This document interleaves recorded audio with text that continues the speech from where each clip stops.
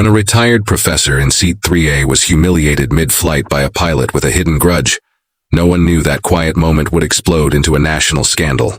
Within days, the pilot vanished, a co-pilot went missing, and the airline's darkest secrets began to surface.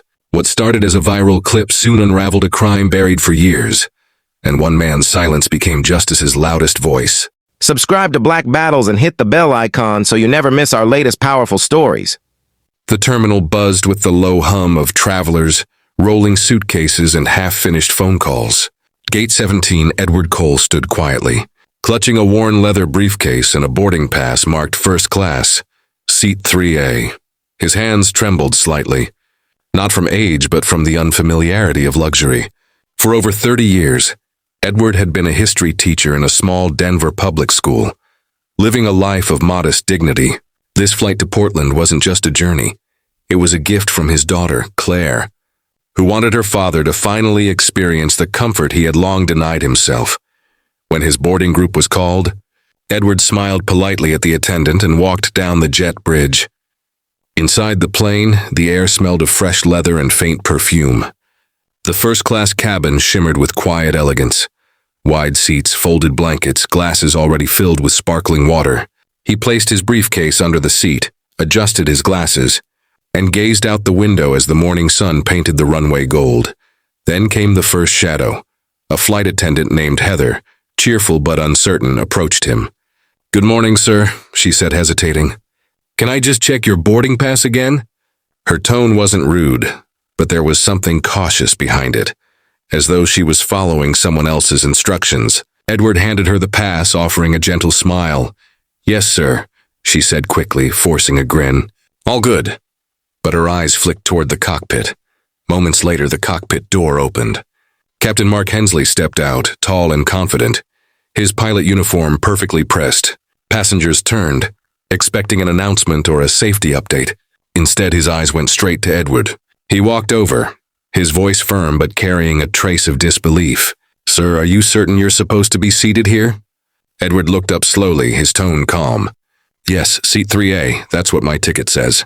The pilot extended his hand, palm up. "May I see it, please?" The entire cabin grew quiet. A few passengers pretended not to listen while discreetly raising their phones. Edward handed him the boarding pass. The captain scanned it, then handed it back without apology. "All right," he said curtly. "Just making sure." But his smirk lingered a second too long. Edward nodded once, quietly placing the pass back into his jacket pocket. There was no argument, no raised voice, only silence. But the tension in that silence spoke louder than words. From Seat 3B, Lena Dawson, a young travel journalist, felt her stomach tighten. She pressed record on her phone, her instincts telling her something was wrong. As Captain Hensley returned to the cockpit, the whispers began. "What was that about?" someone murmured. "Why would a pilot question a passenger like that?" Edward said nothing. He simply looked out the window again, his reflection staring back at him. A man too tired to fight, yet too proud to bow. At that moment, no one on board could imagine how that brief exchange, caught on a stranger's phone, would soon ignite a fire across the nation. A flight to Portland had just become something far greater, a flight into the heart of justice. The plane touched down in Portland just after noon. Passengers clapped softly as the aircraft slowed along the runway, unaware that a quiet storm was already gathering beyond the clouds. Edward Cole remained in his seat for a moment, waiting for the aisle to clear before standing. He carried himself with the same calm grace that had defined his entire life. Patient, dignified, and unbothered by the curious looks that followed him. But 2 rows back, Lena Dawson sat frozen, her phone trembling in her hands. She had rewatched the video 3 times already. The captain's sharp tone, the disbelief in his voice, and Edward's quiet, unwavering response. The recording was only 42 seconds long, but it carried the weight of decades. Without overthinking, she opened her social media app and typed, "A retired teacher, publicly questioned by a pilot for sitting in first class. Watch his grace. Watch his dignity." Then Shep pressed the post. By the time Edward reached the baggage claim, the video had already begun its climb. Within an hour, it had over 200,000 views. By sunset, that number had reached 1 million. The hashtags began trending. Seat 3A, Fly with respect, Edward Cole. Celebrities, journalists, and civil rights activists reposted the clip, each calling the incident a reflection of something deeper, something America still hadn't healed from. Edward, unaware of his sudden fame, took a quiet cab to his daughter's home in Portland's suburbs. He sat on the porch sipping tea, watching the wind move through the trees. Claire came rushing outside, her face pale. "Dad, you're all over the internet," she said breathlessly. "They're talking about you, about what happened on the plane." He blinked, confused. "What do you mean?" She handed him her phone.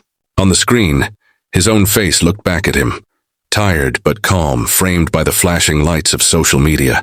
The caption beneath the video read, "This man was treated like he didn't belong and never lost his grace." For a long moment, Edward said nothing. Then he sighed softly. "I didn't want attention," he murmured. "I just wanted to get home." Meanwhile, inside the headquarters of Northwest Air, chaos was spreading. Emails were flying between executives, PR managers, and legal teams. Someone had leaked the pilot's name, and angry calls were flooding in. The airline's official account released a brief statement. "We are aware of the incident involving one of our crew members and are reviewing the situation internally." But behind closed doors, the tone was far less polite. "Take it down," one executive ordered. "We can't let this blow up further." Another replied, "It's too late. The footage is everywhere." That night, Captain Mark Hensley sat alone in his apartment, staring at his phone as his name trended worldwide. He scrolled through hundreds of comments, some hateful, some furious, all pointing at him. Then a message appeared on his screen from an unknown number. "Stay quiet. This isn't just about the seat. Don't talk to anyone." He froze. His hand tightened around the phone. The storm wasn't just viral anymore, it was personal. By the next morning, the video had reached 10 million views. Talk shows replayed it, morning hosts debated it, and major news outlets ran headlines like, "Pilot questions elderly passenger in first class. Sparks national debate on respect and bias." Across Portland, people were calling Edward a hero of calm resistance, a man who taught dignity without words. But while the world celebrated him, Northwest Air was fighting a different battle. One fought behind locked doors, sealed emails, and whispered threats. In a glass-walled conference room at corporate headquarters, a tense meeting was underway. Evelyn Rowe, the airline's vice president of operations, slammed her palm on the table. "We cannot afford this to spiral," she snapped. "This isn't just bad PR. This could trigger an investigation into our internal culture." A lawyer sitting across from her adjusted his glasses. "We've already reached out to the passengers in the front cabin. We're offering refunds and confidentiality agreements. Once they sign, they can't speak to the press." "And the girl who filmed it?" Evelyn asked. The lawyer hesitated. "Lena Dawson, 27, freelance journalist." "Then she's a problem," Evelyn muttered. Lena was indeed a problem for them and for herself. Since posting the video, her inbox had exploded with messages, interviews, and threats. Some were supportive, thanking her for exposing the truth. But others were darker. Anonymous emails warned her to delete the clip or face legal consequences. One message, sent from an untraceable address, simply said, "You're playing with fire.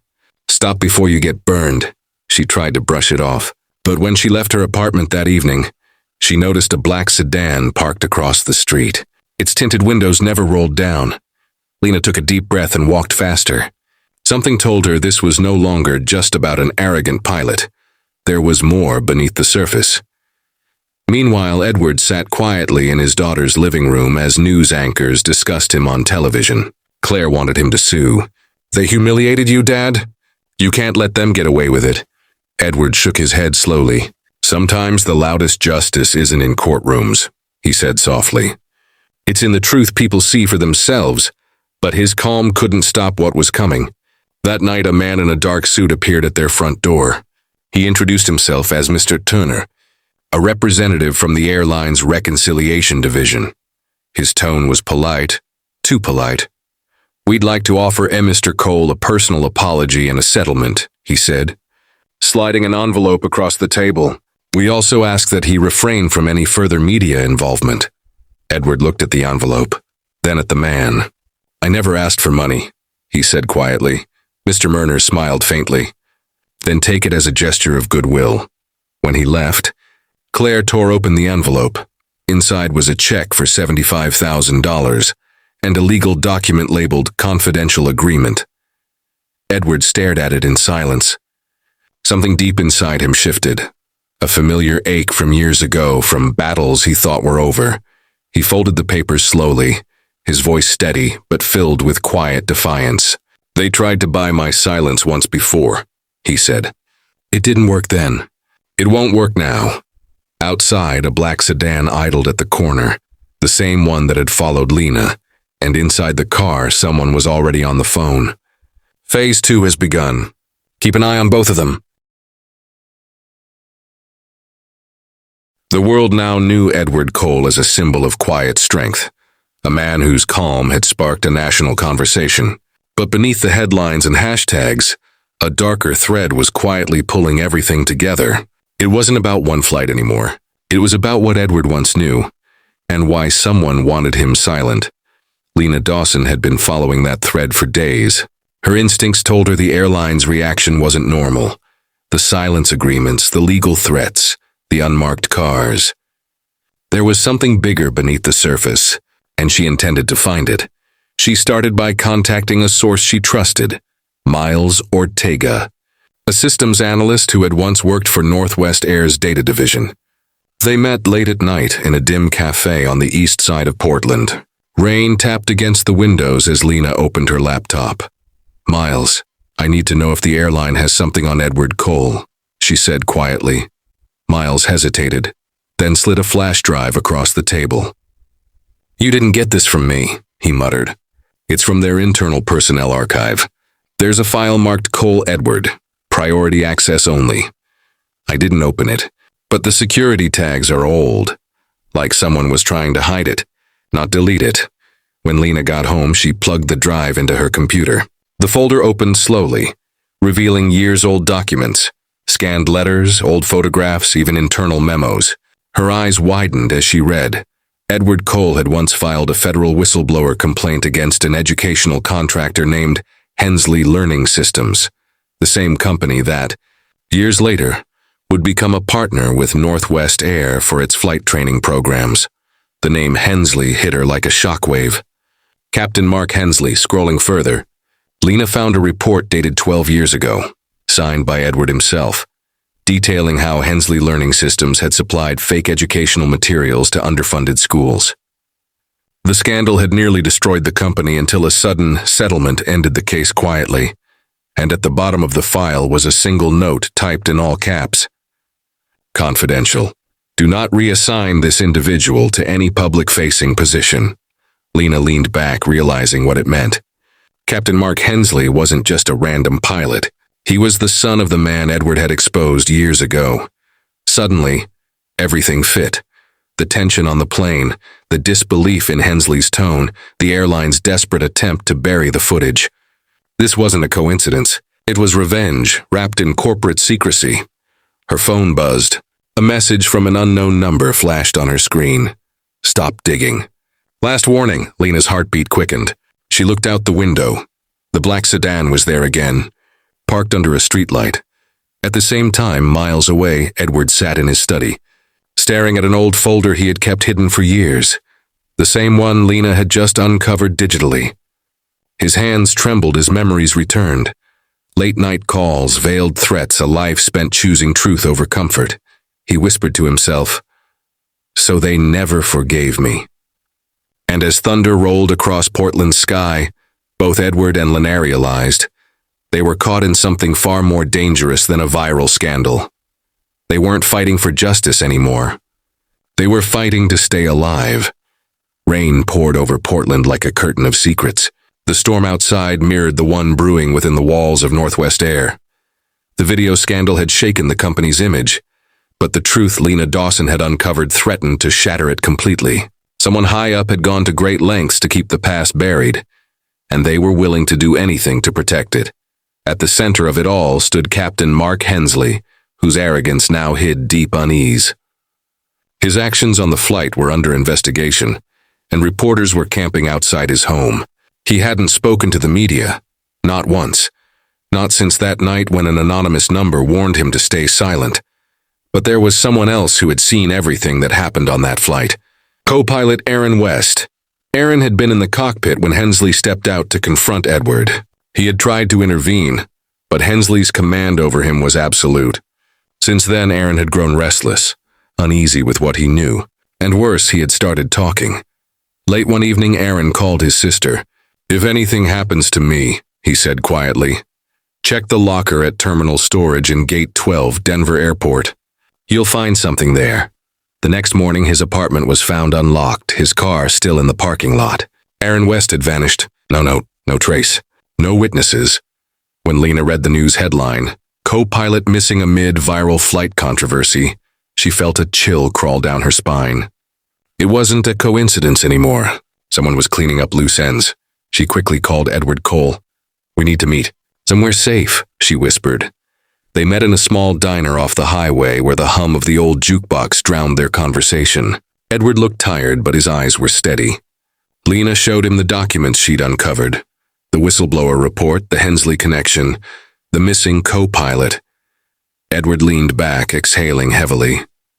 "I thought I left this all behind," he said. "I thought the truth had already done its damage." "It hasn't," Lena replied softly. "It's just been waiting." For a moment, neither spoke. Then Edward reached into his briefcase and pulled out a faded manila folder. Inside were photocopies of old letters, warnings he'd received years ago when he exposed the education scandal. One of them bore the same signature as the current airline's vice president, Evelyn Rowe. "That's her," Lena whispered. "She's the one who ordered the cover-ups." Outside, a car engine roared to life. Lena glanced out the window and saw two men in dark coats watching them from across the street. Her pulse quickened. Edward placed a steady hand on hers. "Don't run," he said quietly. "If we run, they win. We face them, together." At that moment, the diner's lights flickered. Somewhere in the distance, thunder rolled again. But this time, it wasn't nature. It was the sound of something closing in. And as they left the diner through the back door, Lena noticed a small security camera blinking red. Someone had been watching the entire meeting. The next move wasn't theirs anymore. It belonged to whoever wanted them gone. The night had turned sharp and cold as Lena Dawson and Edward Cole drove north along the Oregon Coast Highway. The rhythmic crash of waves echoed against the cliffs, their headlights slicing through fog like searchlights in a dream. They hadn't spoken for miles. Both knew that words wouldn't make sense of what they had stumbled into. A web of power, corruption, and revenge that stretched far beyond one airline or one flight. Lena clutched the folder Edward had given her. Inside it lay proof, documents linking Evelyn Rowe, vice president of Northwest Air, to the old education fraud case. Her company, Hensley Learning Systems, had escaped exposure 12 years ago by paying hush money to officials. Edward's whistleblower report had nearly ruined them. And now, after all these years, they wanted revenge and silence. "We have to get this to the press," Lena said finally. Edward's hands tightened on the steering wheel. "No, not yet. They'll discredit it. We need solid evidence that ties them to the cover-up and Aaron West's disappearance. Then where do we start?" He glanced at her, his voice low but steady. "With the one person who once helped me uncover them before. A friend. Or at least he used to be. His name was Charles Beckett, a former journalist turned corporate investigator. Years ago, Charles had worked with Edward to expose the textbook fraud, but he had vanished soon after the settlement. Now, he worked in risk management for none other than Northwest Airlines." Lena frowned as Edward parked outside a cabin near Astoria. "You trust him?" "I trust what he used to stand for," Edward said quietly. Inside the cabin, the air smelled of smoke and damp wood. Charles was waiting, older, heavier, with the kind of nervous smile that hides too many secrets. "You shouldn't have come," he said immediately. "They're tracking everything, phones, plates, even toll cameras." Lena placed the folder on the table. "Then help us stop them." Charles hesitated, then sighed. "You still don't understand. This isn't just about the airline. Northwest Air is part of a holding group, one that funds education contracts, aviation programs, and government training projects. Hensley's father built that empire. Evelyn Rowe's just protecting what's left of it." He handed Edward a flash drive. Everything's here. Internal memos, financial transfers, security directives. But once you take it, you're marked. Edward reached for the drive. But before his hand touched it, Charles's expression changed, guilt flickering in his eyes. "I'm sorry, Ed," he whispered. "They gave me no choice." The front door burst open. Two men in tactical gear stormed in, guns raised. Lena screamed as Edward pulled her behind the table. A struggle broke out, a flash of light, a gunshot, and Charles fell to the floor, his final breath a choked apology. Lena grabbed the drive and bolted for the back door, dragging Edward with her. They ran into the rain, tires screeching behind them as headlights cut through the fog. As they sped away, Edward looked down at the flash drive, streaked with blood, and whispered, "He betrayed us to save himself. But he still gave us what we needed." Lena nodded, breathless. "Then let's make it worth his life." Behind them, the cabin burned, its flames lighting up the sky like a warning. The truth was finally within reach. But so was death. Dawn crept slowly over Portland, its light breaking through the heavy clouds like a promise struggling to be heard. The city was waking up, unaware that somewhere in a quiet motel near the river, Edward Cole and Lena Dawson were preparing for their final stand. The flash drive lay between them on a small wooden table. It held everything: the files linking Northwest Air to Hensley Learning Systems, the forged contracts, the payments made to silence witnesses, and proof that Evelyn Rowe herself had ordered threats against both Edward and Aaron West.